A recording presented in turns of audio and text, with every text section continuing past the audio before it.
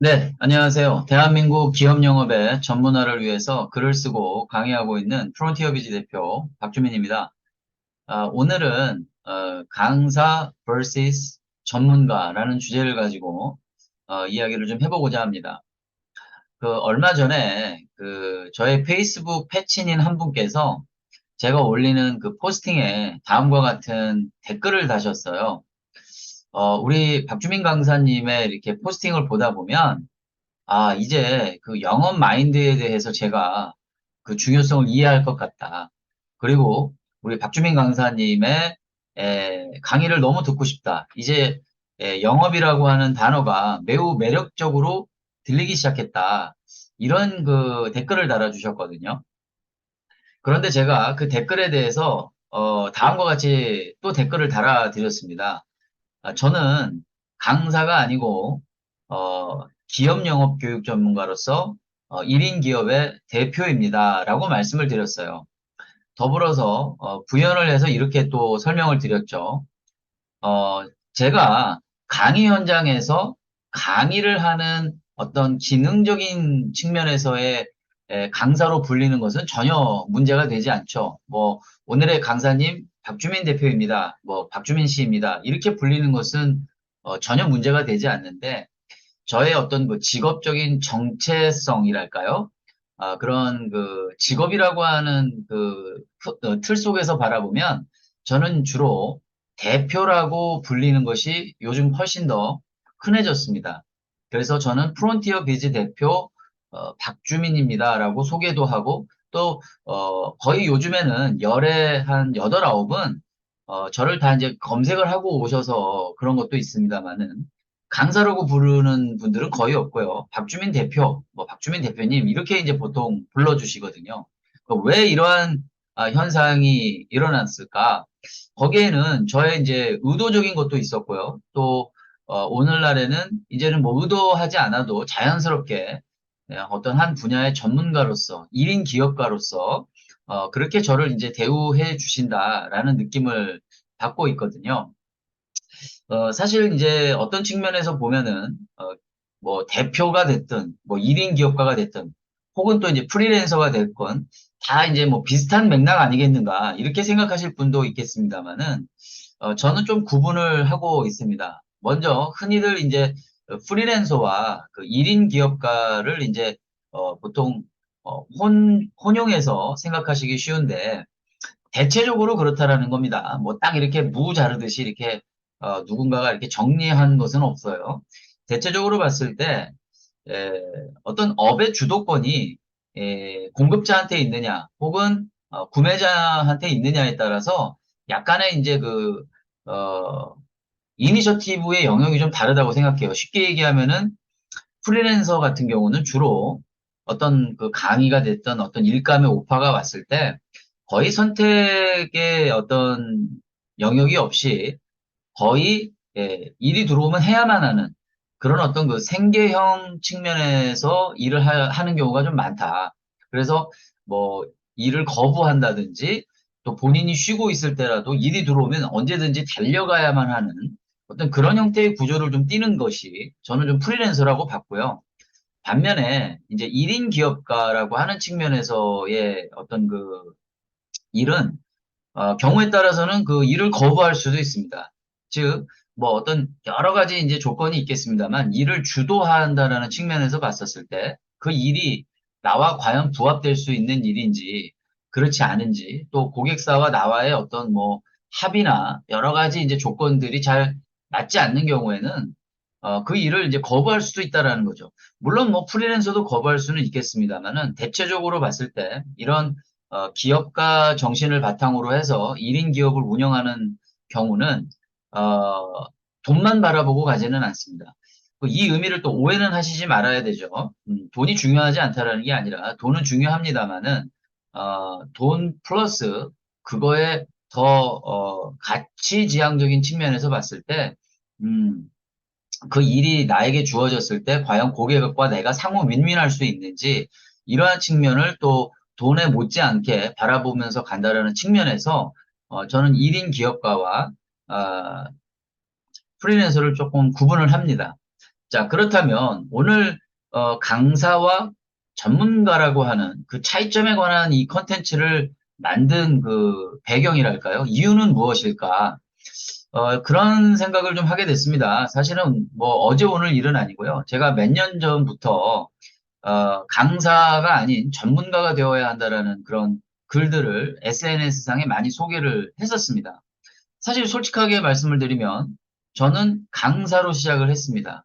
엄밀히 말해서 이제 2016년 1월 달에 제가 나이 40대 중반이 넘어서 이 기업 교육계에 에, 진출을 하게 됐죠. 데뷔를 하게 됐습니다. 그때 당시 제가 시간당 7만 원을 받고 한국표준협회라는 곳에서 8시간짜리 영업 관리자 교육을 어, 데뷔 무대로 해서 제가 강사로 어떻게 보면은 이 시장에 처음 선을 보인 것입니다. 저는 엄연히 당시에 박주민 강사였어요. 그리고 저는 대한민국 명강사 경진대회라는 곳에 참여를 해서 최우수상을 받았고, 그래서 당연히 호칭도 박주민 강사였죠.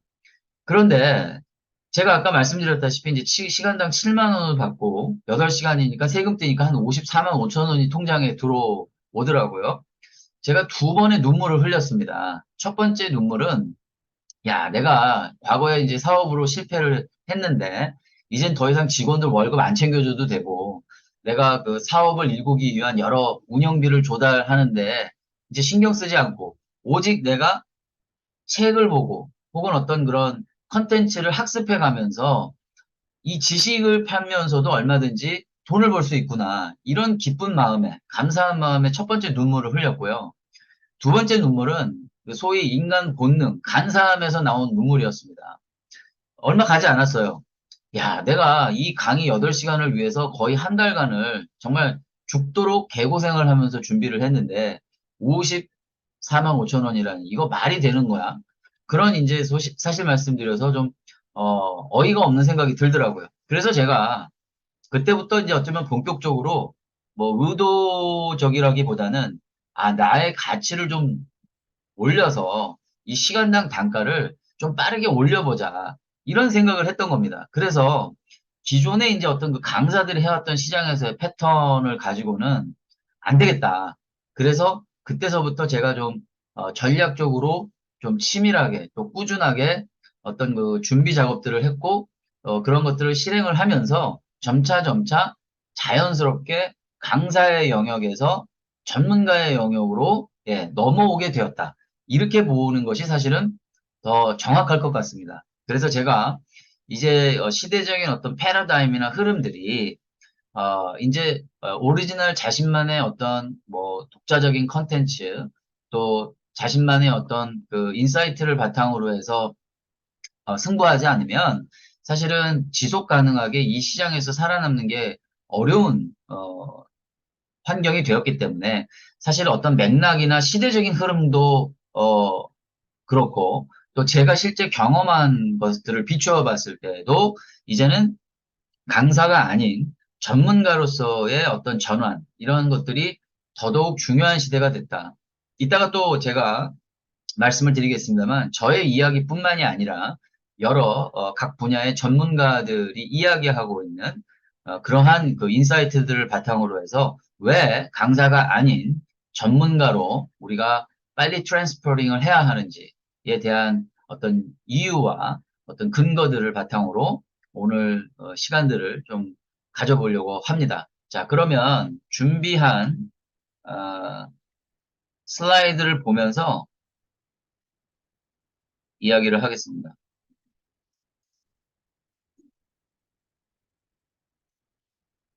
네, 강사 vs 전문가라는 주제고요. 크게 세 가지 스테이지로 한번 잡아봤습니다. 첫 번째는 unoriginal vs original. 두 번째는 정보 vs 지식. 그리고 마지막으로는 드라마 배우 vs 뮤지컬 배우. 이렇게 세 개의 스테이지로 한번 이야기를 진행해 보도록 하겠습니다. 네, 먼저 unoriginal vs original이에요. 우리 트렌드 전문가 중에 그 김용섭 작가님이라고 계십니다. 많은 책들을 쓰고 계시죠. 그분이 이제 쓰셨던 책 중에 Professional Student라는 책이 있어요. 제가 그 책을 굉장히 아주 흥미로우면서도 감명 깊게 읽었었는데요. 그 이후로도 뭐 후속작들이 많이 나왔습니다. 아웃스탠딩 뭐 티처라는 책에 이르기까지 아주 트렌디한 책들, 그리고 어떤 컨텐츠에 대한 어떤 그런 부분에 대해서 그 누구보다 아주 높은 인사이트를 갖고 계신 분인데, 그분이 프로페셔널 스튜던트에서 언오리지널과 오리지널의 차이를 언급을 하시면서, 소위 비대면 시대에서 강사들의 어떤 생명력에 관한 이야기를 어떤 챕터에서 이야기를 하세요. 그래서 비대면 시대가 됐기 때문에 이제는 강사가 점점점 설 자리가 없다.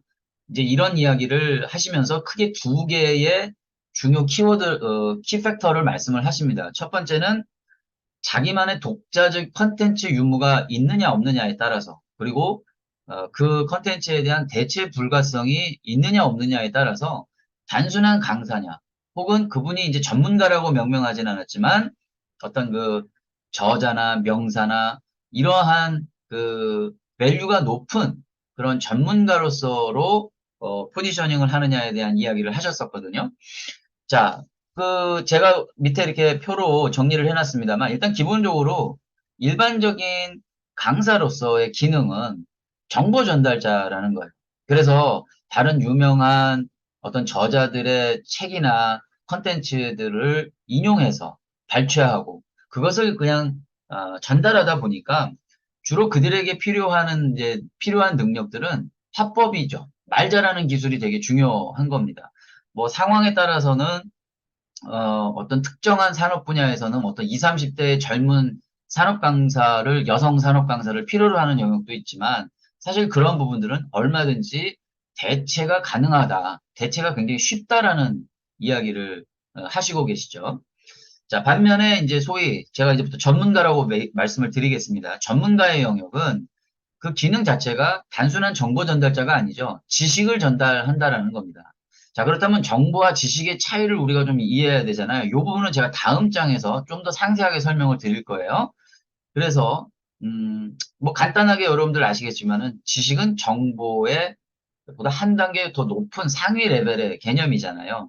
그런데 사실은 이제 우리가 어떤 가치를 지불한다라는 측면에서 봤을 때 일반적으로 산업 강사의 영역에서는 강연료가 크게 레이즈업 되지 않았어요. 저도 주변에서 많은 강사들을 보아왔습니다. 그런데 놀랍게도 뭐 10년 전이나 지금이나 강사료가 별 차이가 없더라고요. 뭐 제가 굳이 시간당 얼마다라고 말씀은 안 드리겠습니다만은, 야, 정말로 이 박리담회로 한 달에 그렇게 많은 강의를 함에도 불구하고 뭐 유류비 빼고 밥값 빼고 뭐 빼고 다 빼고 뭐 뭡니까? 의상비 빼면은 사실은 남는 게 거의 없더라고요. 그리고 이 반면에 전문가들은 상황에 따라서 부르는 게 값일 수도 있습니다. 그래서 저 같은 경우도 사실은 시간당 단가 7만 원에서 최근까지 제가 가장 많이 받았던 케이스는 거의 40배 가까이 제가 받은 적도 있어요. 특강 기준인데. 그래서 제가, 실제적으로 우리나라 HR 그룹의 매니저로부터, 어, 국내에 거의 뭐 손가락에 꼽히는 탑 레벨에 해당하는 강의료를 받고 있다라고 제가 그렇게 직접 이야기를 들었었거든요. 그래서 전문가의 영역으로 가게 되면 이게 부르는 게 값일 수가 있기 때문에 그 강연료 차이에서 사실 엄청난 차이가 나는 거죠. 그리고 뭐 아까도 말씀드렸다시피 일반 산업 강사는 대체가 쉽고 전문가의 영역은 대체가 어렵다. 뭐 이 부분은 너무나 우리가 상식적으로 알 수가 있는 겁니다. 일단 당연히 우리는 언오리지널에서 오리지널 영역으로 가야 된다. 자, 그렇다면 어떻게 우리가 언오리지널에서 오리지널 영역으로 옮겨가야 되느냐? 이제 이 부분에 대한 이야기를 다음 장에서 좀 설명을 드리면서 구현을 드리도록 하겠습니다. 또 이른바 정보 vs 지식이라고 하는 측면에서 우리는 강사와 전문가의 차이를 이해할 수가 있겠죠. 제가 개인적으로 존경하는 세계적인 설득 심리학의 대가가 한 분 계십니다. 설득의 심리학이라는 책으로 아주 전 세계적으로 존경받고 또 이렇게 인정받는 로버트 치알디니 교수님이세요. 최근에 이제 책들이 개정 증보판이 많이 나오면서 새로운 시대의 흐름에 맞게 책들이 4부작까지 나왔거든요. 이게 지금 밀리의 서재도 단독으로 아마 계약을 맺어서 나온 걸 제가 확인했는데 여러분들 꼭 이분의 책들은 꼭 반드시 읽어보실 것을 제가 추천을 드립니다. 이분이 그런 말씀을 하시더라고요. 현대 사회는 정보 시대로 불려도 엄밀히 말해 지식 시대로 불리지 않는다라는 말씀을 하시더라고요. 그런데 좀 이상하지 않습니까? 우리는 꽤 오래전서부터 지식 시대를 살고 있다라고 얘기를 하고 있고, 많은 강사나 교수자나 어떤 그 전달자들은 우리는 지금 지식 시대에서 지식을 전달하고 있다라고 이야기를 하고 있는데, 엄밀히 말해서 지식이 아니라고 이야기를 하시는 거예요. 즉, 정보가 지식이 되기 위해서는 이분 표현에 의하면 밑에 제가 빨간색으로 써놨잖아요. 처리, 평가, 흡수, 이해, 통합, 보유의 과정을 거쳐야지만 비로소 지식이 된다라고 하는 거예요. 그리고 그러한 측면에서 이 6가지 내용을 제가 곰곰이 생각을 해보니까 옆에 오른쪽에 제가 아미로 박스 쳐놓은 부분으로 제가 좀 정리를 좀 해봤습니다. 뭐 크게 보면은 통찰의 영역까지도 우리가 고려를 할 수가 있는데 일단 지식이라는 측면에서만 살펴보면 크게 저는 3가지가 필요하다라고 생각을 했어요. 첫 번째는 일단 그 해당 분야에 대해서 혹은 해당 컨텐츠에 대해서 자기 주도적인 문제인식이 있느냐라는 거죠. 문제의식 혹은 문제인식이 있냐라는 거죠. 그런 것이 없다면 그것은 대체적으로 단순한 정보 전달자일 가능성이 많습니다. 왜냐하면 자기 주도적인 문제의식이 있으려면요. 일단 그 분야에 대해서 오랜 시간 동안 많은 고민과 연구가 있어야 됩니다. 그것이 없다면 문제의식이 나올 수가 없는 거거든요. 그리고 이 문제의식에서 결국은 1인 기업가의 어떤 비전, 신념, 사원과 같은 그런 사명감의 영역으로까지 연결될 수가 있게 돼요. 그렇기 때문에 자기주도적인 문제의식이 없다? 그 사람은 엄밀히 얘기해서 지식 전달자가 아니라 단순한 정보 전달자로 보시는 것이 맞을 것입니다. 자, 2번째는요. 자기주도적인 컨텐츠 생산자이냐, 그리고 동시에 프로바이더이냐라는 거죠. 자, 세상에는요, 전문가 코스프레자가 상당히 많습니다. 요즘에는요, 보면은 강사들이 그 자기 프로필란에 뭐 작가다, 마케터다, 혹은 뭐 교수다, 뭐 이런 그 표현들을 이렇게 많이 써요. 근데 사실 저는 개인적으로 그런 표현들이 좀 안습입니다. 왜냐하면 사실은 본인 스스로가 강사라고 하는 타이틀에 대해서 프라이드가 없다라는 거잖아요. 왜 그렇게 다양하게 본인의 어떤 업의 정체성을 그렇게 다양하게 나누어서 표현을 합니까? 그게 되게 멋져 보인다라고 생각을 하는 것 같은데 저는 전혀 멋져 보이지 않거든요. 그것은 뭐냐면 자기 주도적인 컨텐츠 생산자가 아닐 가능성이 높습니다. 책을 쓰니까 작가라고 불려지기를 바라겠죠. 그리고 어떤 뭐 대학교의 겸임 교수로 뭐 이렇게 교수자 활동을 하니까 교수라고 불려지기를 원할 수 있겠죠. 근데 그거요. 엄밀히 얘기하면 그거 굉장히 문제가 큰 겁니다. 교수를 함부로 교수라고 부르면 안 돼요. 저도 예전에 누가 저한테 자꾸 박 교수님 그러는데 저는 그렇게 부르지 말라고 했어요. 그러니까 교수자라는 표현은 사실은 좀 틀리진 않아요. 교수자라는 게 어떤 쉽게 얘기하면 가르치는 어떤 하나의 티칭법을 통해서 누군가에게 정보나 지식을 전달하니까 교수자라는 표현은 강사에게나 전문가에게나 동일하게 써도 문제가 안 되는데 이거 정식 프로페서라는 개념처럼 어떤 대학의 어떤 전임 교수 이런 사람들한테 쓰는 호칭을 강사들한테 함부로 붙이면 안 되는 겁니다.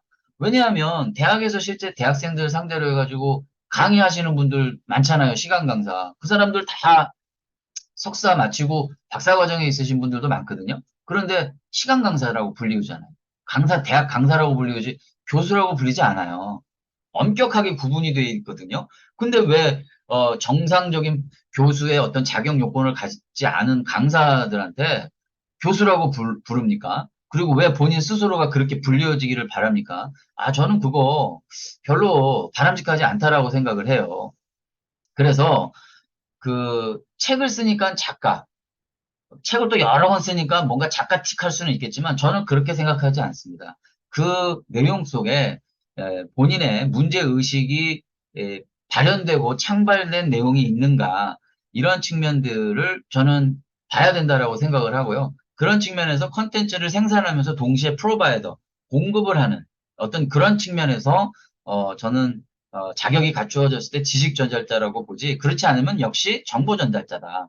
마지막으로 세 번째는 자기 주도적 해안과 새로운 관점을 갖고 있느냐의 유무입니다. 자, 여기에 있어서 뭐 이것도 제가 100%딱 잘라서 한 분야에서 오랜 기간이다라고 얘기하면 이의를 제기할 수 있어요. 사실은 어떤 경력이 많다고 해서 꼭 그가 전문가라고 명명할 수 없는 분야도 많거든요. 뭐 최근에 떠오르는 AI 분야라든지 어떤 IT 분야에서는 오히려 오랜 경력자보다 짧은 경력자들이 더 많은 인사이트와 지식과 기술, 경험을 보유할 수 있거든요. 그래서 여기서 말하는 한 분야에서 오랜 기간이라고 하는 대체적으로 그렇다라고 좀 이해를 해주시면 좋겠고요. 그럼에도 불구하고 한 분야에서 오랜 기간은 아직까지도 굉장히 중요한, 유의미한, 어, 저는 개념을 담고 있다라고 생각합니다. 그래서 그 강사들 세계에서 그런 얘기 많이 하잖아요. 뭐 소위 뭐 김밥 천국이다. 저도 예전에 그런 얘기 많이 들었는데 이것도 강의하고 저것도 강의하고 뭐 요것도 강의하고 그 이런 것들이 기본적으로 생성된 배경은 그렇게 하지 않으면 박리담회 시장에서 좀 이런 표현 죄송합니다만 먹고 살기가 어렵다라는 얘기를 제가 엄청 많이 들었거든요. 저도 보니까 그렇게 하지 않으면 안 되겠더라고요. 그런데 좀 말이 나온 김에 참 그런 말씀을 드릴 수밖에 없습니다. 제가 그 주변의 강사님들 예전에 친하게 지냈던 분들도 많았는데 그렇게 한 달에 뭐 하루도 쉬지 않고 매일 전국을 돌아다니면서 강의하신 분들 치고 골병이 안 나신 분들이 없었어요. 지병이 없는 분들이 없었어요. 좀 안타까웠었습니다. 그래서 거의 하루에 뭐 두세 시간 잠을 자고 매일 밤을 새다시피 하고 진짜 뭐 서울이다, 광주다, 부산이다 여기를 그 한두 시간짜리 강의 특강을 하려고 얼마 되지도 않는 그 강의료를 받으려고 뛰시는 모습이 뭐 솔직히 말하면 예전에는 좀 부럽기도 했었는데 저는 제가 40대 중반 이후에 늦깎이로 이 시장에 들어와서 그랬는지 모르지만 저는 자신이 없더라고요. 저는 그럴 만한 그 체력도 안 될 것 같고, 밤을 맨날 새가면서 그럴 만한 자신도 없고, 저는 그래서 처음부터 어떤 뭐 전국구 강사니 뭐니 이런 것에 대한 로망이 없었고, 뭐 혹자는 뭐 강의는 여행이다 뭐 이렇게 하시는 분들 계시는데, 그 전 좀 약간 정신승리라고 봤습니다. 어떻게 강의가 여행이 될 수가 있습니까? 저는 요즘에는 차를 몰지 않아요. 뭐 개인적인 사유로 운전을 하지 않습니다. 그래서 어, 저는 특별히 지방 강의도 없는 편이에요. 주로 고객사가 다 서울이나 이런 판교 안쪽에 위치해 있어서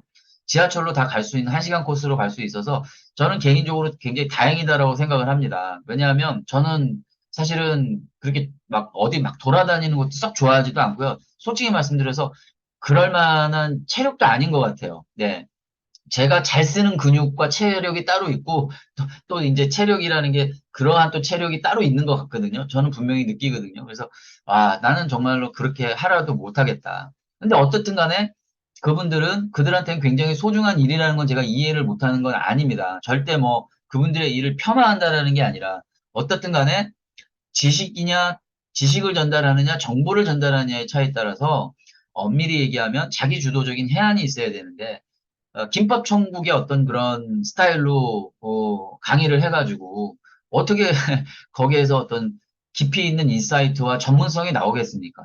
저는 그게 경우에 따라서는요. 좀 죄송한 얘기지만 그 교육생들에게 어떤 기만이 될 수도 있다라고 봐요. 그래서 진정한 어떤 한 분야의 전문가라면 최소 3시간에서 8시간은 한 챕터를 가지고도 떠들 수 있어야 된다고 생각하고요. 어떤 사람들로부터 그 분야에 대한 어떠한 질문을 받더라도 그것을 어, 능수능란하게 또 인사이트를 반영해서 답변해 줄 수 있을 때 저는 그 사람을 전문가라고 저는 비로소 인정을 합니다.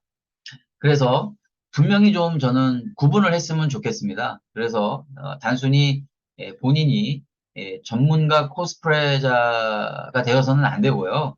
진정한 전문가가 되기 위해서는 그만한 사실은 대가를 좀 치러야 필요가 있는데 가장 큰 대가는요. 좀 결단이 좀 필요하다라고 생각을 합니다. 자, 요 부분은 제가 나중에 끝에 시간이 좀, 허락을 하면, 뭐, 허락 안 할 건 없는데, 제가 생각이 나면, 그때 말씀을 좀 드리겠습니다.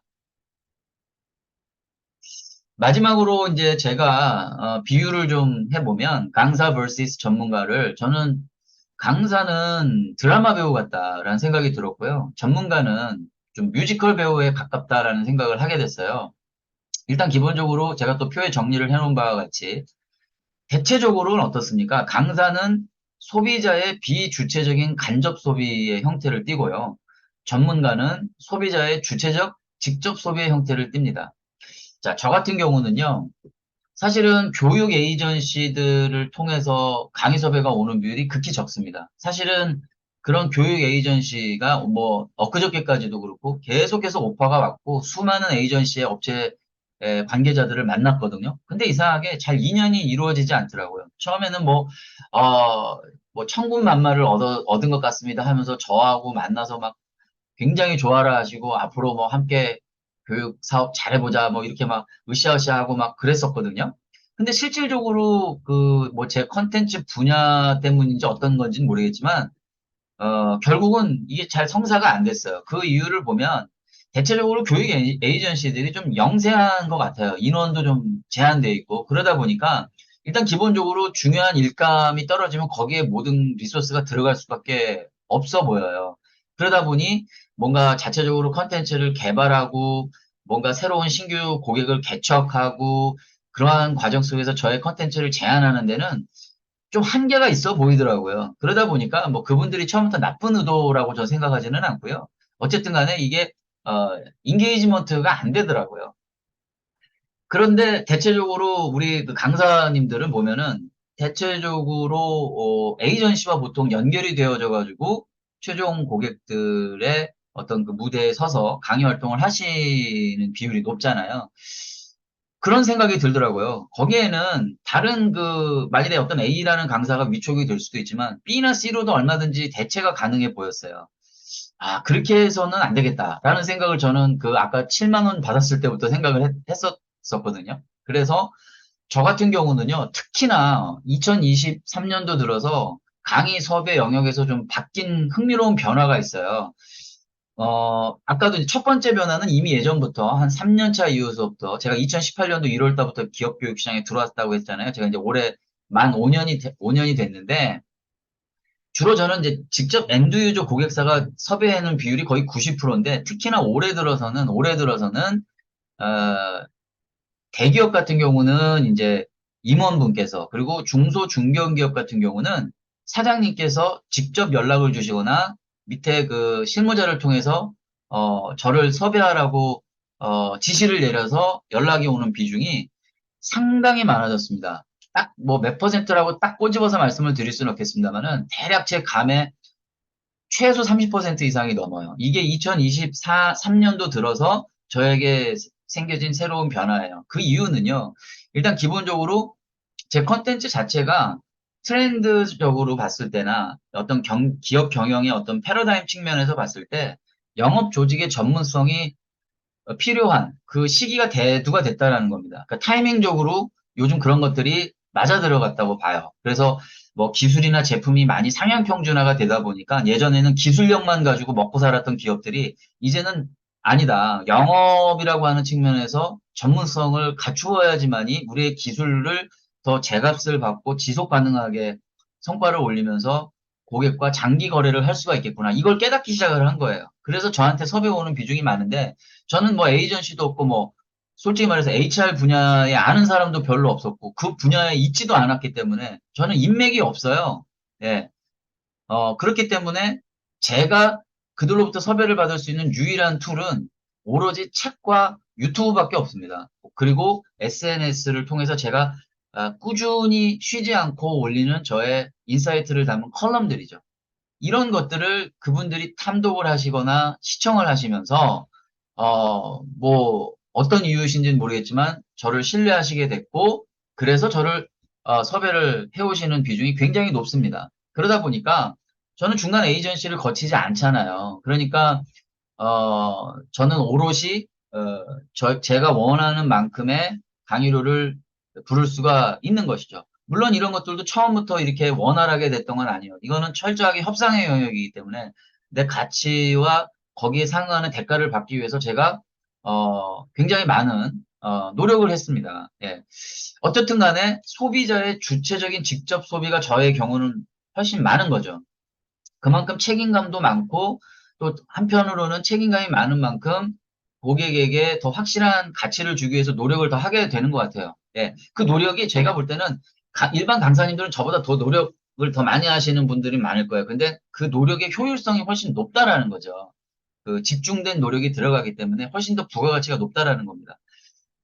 우리가 두 번째로는 뮤지컬 보러 갈 때는 어때요? 막 몇십만 원짜리 막 알석도 본인이 그걸 직접 보고 싶어가지고 지불하잖아요. 큰 돈을 지불하면서 본인이 그 뮤지컬을 보러 가잖아요. 그런데 우리가 텔레비전에서 어떤 드라마 볼 때 뭐 물론 뭐 수신료 내고 넷플릭스는 돈 내지만 그 지불 비용이 그렇게 크지는 않지 않습니까? 그래서 이 일단 기본적으로 그 컨텐츠를 소비하려는 주체의 어떤 그 지불 비용의 차이도 크고 결정적으로 가장 중요한 것은 전문가를 통해서 얻게 되는 지식이나 통찰은 커스터마이즈드 될 확률이 훨씬 높습니다. 즉 뭐냐면 그 회사한테 꼭 필요한 적합한 컨텐츠를 제공할 가능성이 높기 때문에 가격 대비 만족도가 훨씬 높습니다. 그래서 이것이 선순환 구조가 돼서 다시 앵콜로 이어지거나 추가적인 교육으로 연결되어지는 수요가 높은 거죠.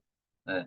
금액도 훨씬 더 에스컬레이팅 될 수도 있습니다. 반면에 일반 강사들이 하는 그 정보의 경우는 일반적일 수밖에 없는 거죠. 그 기대 수준도 그렇고 실제적인 수준도 그렇고. 그래서 평균치만 충족하면 되기 때문에 거기서 더 이상의 어떤 그런 기대가치 수요는 사실 좀 어렵지 않느냐 이렇게 볼 수가 있다라는 겁니다.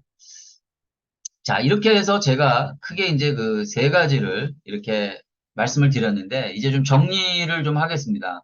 오늘 뭐 이제 내용이 강사 vs 전문가여서, 저는 사실은, 음, 제가 오늘날까지 뭐 이 업계에 나와서 제가 어떻게 이렇게 뭐 사명감을 가지고 일을 할 거라고 생각하지 않았어요. 아까도 서두에 말씀드렸다시피 제가 사업을 실패하고 여러 가지로 그 힘들고 어려운 시절이 있었거든요. 그때 제가 처음에 이제 선택했던 건 코칭이었어요. 그래서 코칭 분야에 제가 좀 열심히 공부를 했었거든요. 그리고 관련된 라이센스도 따고 또 그 분야로 좀 진출을 해서 제가 뭐 돈도 벌고 또 사회에 기여하는 그런 역할자가 되고 싶었는데 아시는 분은 아시겠지만 현실은 우리 코칭이라고 하는 것들이 다 임원 코칭에서 사실은 수요가 많이 만들어지잖아요. 요즘은 또 많이 그런 것들이 이렇게 좀 수평적으로 많이 확장이 됐습니다만은 제가 2015년도 때 코칭 공부 한창 했을 때만 하더라도 제가 진입할 수 있는 영역이 없었어요. 주로 뭐 봉사나 기여할 수 있는 그런 거밖에 없었어요. 이거 가지고는 안 되겠다. 그래가지고 제가 당시에 강사가 돼야 되겠구나 해서 국내에서 대한민국 명강사이신 분을 만났고 그분을 통해서 이 강이라고 하는 게 이렇게, 어, 많은 그 노력을 통해서 또 어떤 기법도 배워야 되는 거구나 알게 됐고 어떻게 보면 제가 운도 되게 좋았고 참 감사한 분들이 많았죠.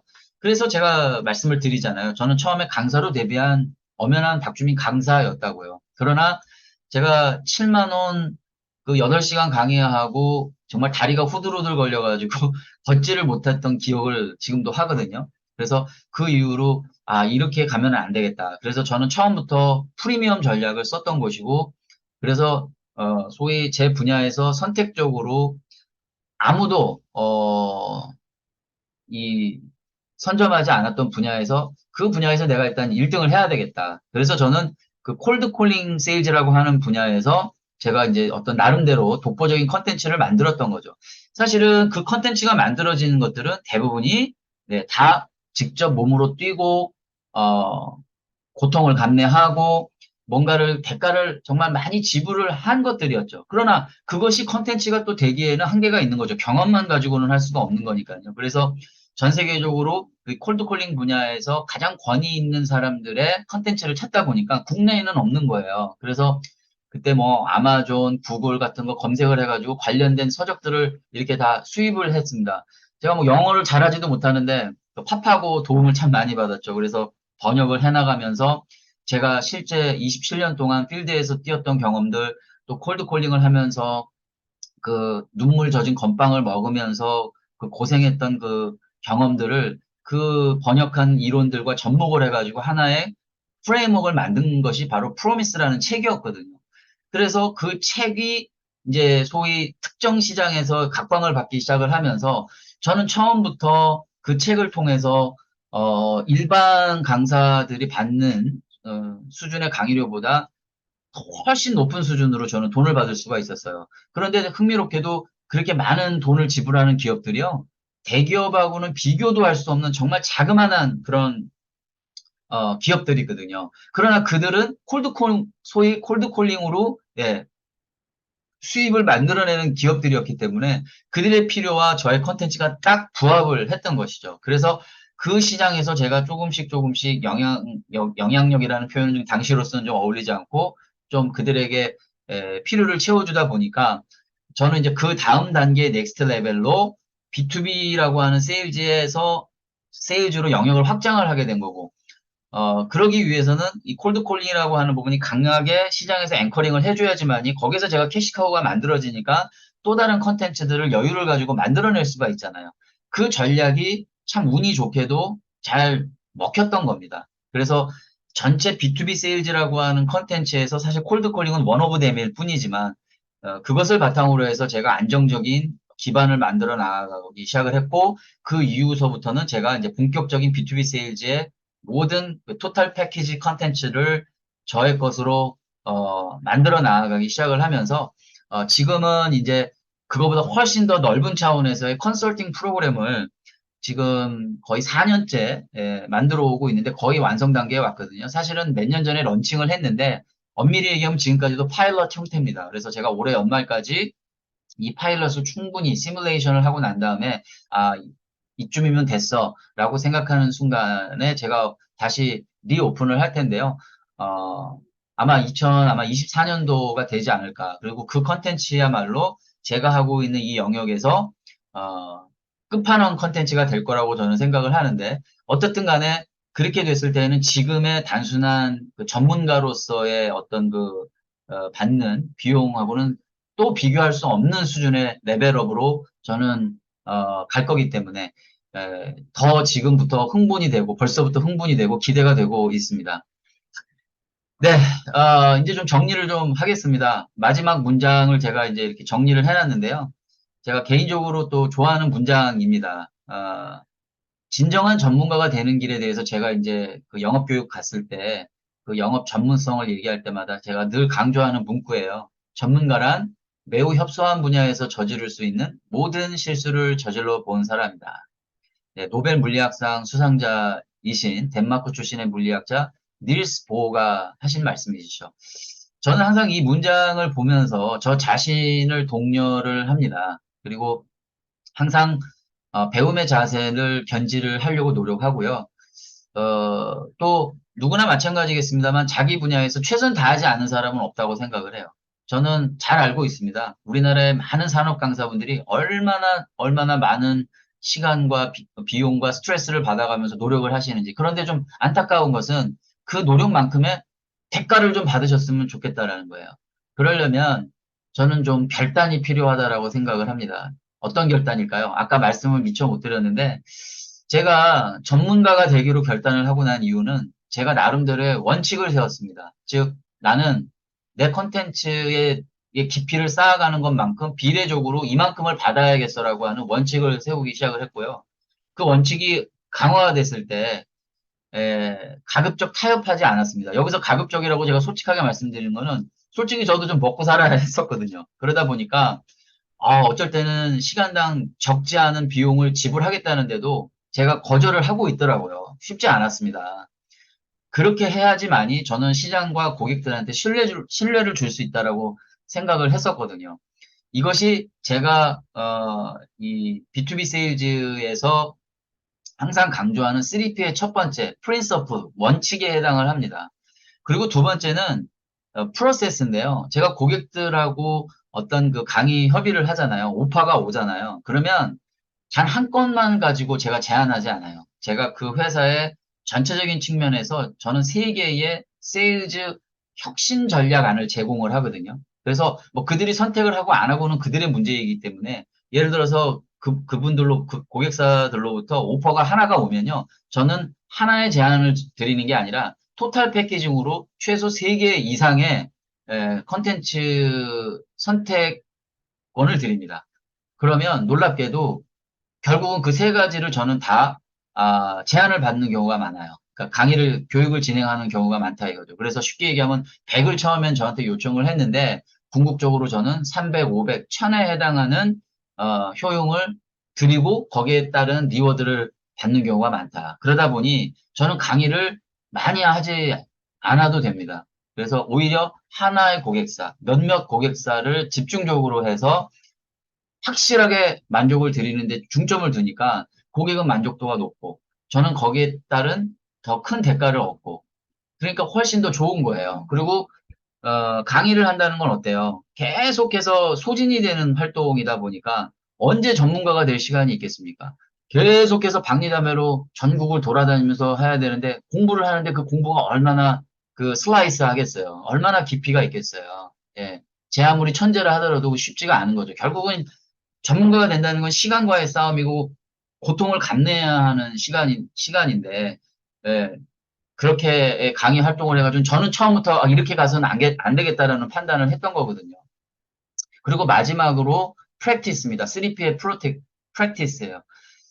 어, 이거 뭐 이런 얘기를 제가 이제 처음 뭐 공개를 합니다만은 이 전문가가 되기 위해서는 많은 사람들이 정말 그냥 만들어지는 건 없잖아요. 뭐, 김연아 씨도 예전에 보면은 매일매일 몇 시간씩 운동을 하고, 어, 각 분야의 어떤 전문가들은 보면 정말 보이지 않게 정말 치열하게 자기 전문성을 강화하기 위해서 매일매일 노력을 하거든요. 저도 사실은 솔직하게 말씀드리면 하루에 최소 5시간씩은 제가 공부하는 영역을 계속 반복합니다. 예, 그것과 관련된 새로운 것들도 공부를 물론 많이 하지만, 일단 기본적으로 내 전문 분야에 대해서 계속해서 매일매일 공부하고, 반복 공부하고, 연습합니다. 그렇기 때문에, 그래야지만이 내 뼈 속에 체화가 돼서 그것이 자연스럽게 어떤 강의 현장에 나갔을 때도 발현이 되는 거고, 창발이 되는 거지, 그냥 거저 나오는 것은 없는 거거든요. 심지어 자기 분야에서 오랫동안 일하시는 분들도요, 그 어떤 특정한 분야의 컨텐츠를 놔버리고 몇 년 후에 하잖아요. 그럼 다 까먹어요. 잘 생각이 안 난다고요. 그래서 계속해서 자기 컨텐츠를 앵커링 해 나가는 작업이 정말 중요한 것 같습니다. 예, 제가 뭐 나름대로 어, 좀 솔직하게 말씀을 드린다고 말씀을 드렸는데요. 어쨌든 오늘 전체적인 내용을 이제 정리를 하면요. 우리는 이제 전문가를 필요로 하는 이 시대에 이미 들어와 있다. 그것이 팬데믹 때 오프라인이 아닌 온라인 쪽으로 영역에 있다 보니까 강사의 어떤 그런 그 아이덴티티가 더 많이 떨어졌고, 자, 이제는 뭐 팬데믹이 끝났으니까 이게 다시 리커버리 되는 거 아니냐, 이렇게 볼 수 있을지 모르겠지만, 저는 그렇다라고 보지 않아요.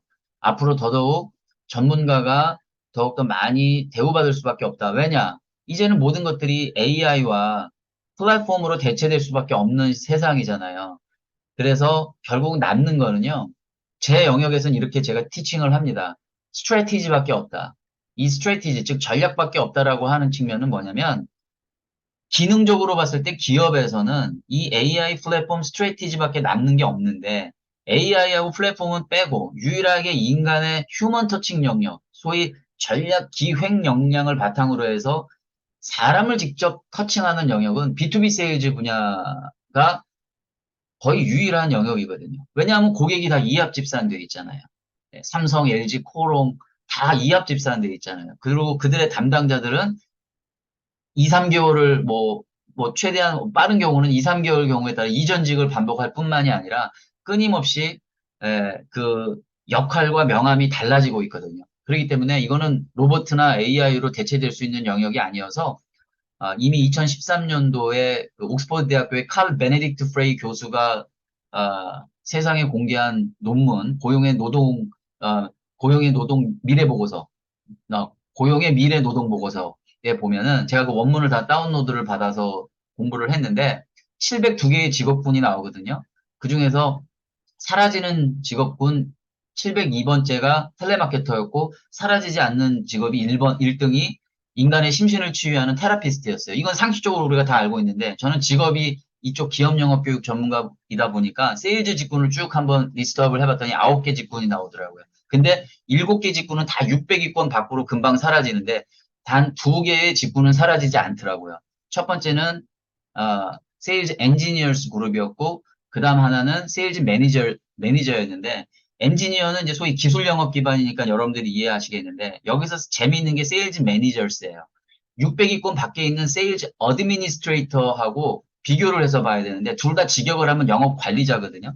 근데 사라지는 세일즈 어드미니스트레이터는 단순한 숫자 관리를 하는 영업 관리자이기 때문에 이게 다 AI나 플랫폼으로 대체가 되는데 여기서 말하는 세일즈 매니저스는 이렇게 해석이 되는 거예요. 즉 전략 기획이 가능한 휴먼 터칭 영업을 수행하는 전략 영업 마케터 혹은 전략 영업 어카운트 매니저 이렇게 정의를 할 수가 있는 겁니다. 그래서 어, 이 B2B 세일즈의 영역은 뭐 4차 산업혁명, 5차 산업혁명, 6차 산업혁명이 가더라도 결코 사라지지 않는 직업군으로 이미 다 정의가 오래전서부터 돼 있고 실제 그렇게 지금 그렇게 가고 있어요. 뭐 마지막에 제가 뭐 제 영역을 말씀드려서 좀 그랬습니다만은 어쨌든 간에 중요한 것은 우리가 그러한 흐름에 맞추어서 앞으로 AI나 플랫폼으로 대체되지 않는 영역으로 가기 위해선 뭐 어떤 인문학적인 분야도 우리가 간과하면 안 되겠고요. 새로운 영역에 대한 끊임없는 탐구와 도전이 있어야 될 겁니다. 제가 B2B 세일즈를 교육한다고 해서 이 영역만 가지고 교육생들한테 만족을 줄 거라고 생각하면 절대 오산입니다. 제가 다른 분야에 대해서도 정말 많은 관심을 갖고 공부를 많이 하고 있거든요. 그래서 어떤 특정 분야에서 뭔가 최고가 되기 위해서는 저는 제가 최고가 되겠다라는 게 아니라 최고를 지향해야 된다라고 생각을 해요. 그것이 전문가의 저는 당연한 태도라고 생각을 합니다. 최고를 지향해야 하는 이유는 내가 상대하는 교육생들한테 최고의 것을 주어야 하니까요. 그래야 그들이 최고의 만족을 누렸을 때 저한테 돌아오는 대가도 당연히 그만큼 커지게 되겠죠. 모든 인간사는 상호 윈윈의 관계로 돼야 됩니다. 그래서 어, 마지막에 제가 좀 약간 많은 내용들을 좀 말씀을 좀 드렸습니다만은 오늘 제가 드린 말씀의 핵심을 여러분들은 잘 이해했으리라고 생각을 하고 오늘의 모든 컨텐츠를 마치도록 하겠습니다. 그럼 또 다음 시간에 뵙겠습니다. 고맙습니다.